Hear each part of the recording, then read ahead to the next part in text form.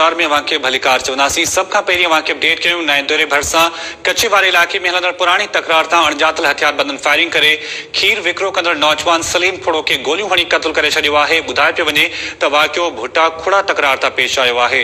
इन जो तफ़सील मालूम कंदासीं नूर मोहम्मद सुमरो खां। जी नूर मोहम्मद, छा अपडेट्स आहिनि इन वाक़े खां पोइ? छा पुलिस के क़दम खंया आहिनि या इन वाक़े जो केस दाख़िल कयो वियो आहे? जी बिल्कुल, नऊं देरो में ईसा फकीर मोहल्ले में नामालूम हथियारबंदन खीर विकिरो कंदड़ औरत सलीम खोड़ो के पिस्टल जा फायर करे क़त्ल करे छॾियो आहे।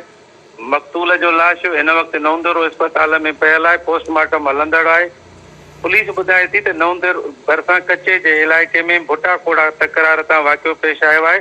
सरदार मुमताज़ भुट्टो ऐं असद खोड़ो विच में 3200 एकड़ ज़रई ज़मीन जे मामले तां 8 सालनि खां जहिड़ो हलंदड़ आहे, जंहिंमें भुट्टा दुर जा 9 ऐं खोड़ा दुर जा 11 ॼणा क़त्ल थी चुका आहिनि ऐं हिन वाक़े जो हिन वक़्त ताईं केस दाख़िल न थी सघियो आहे, न ई पुलिस का गिरफ़्तारी कई आहे। जी अच्छा नूर मोहम्मद, इहो ॿुधाइजो त छा इन वाक़े खां पोइ केस दाख़िल कयो वियो आहे? जीअं ॿुधाए पिया त पुलिस अञा ताईं का कार्रवाई नाहे कई, त पोइ हिन वक़्तु इलाइक़े जी छा सूरत हाल आहे?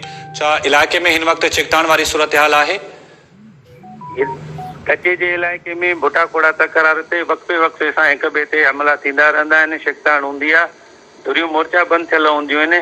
बाक़ी हिन वक़्त ताईं पुलिस का बि कार्रवाई न करे सघी आहे, न ई को केस दाख़िल थी सघियो आहे।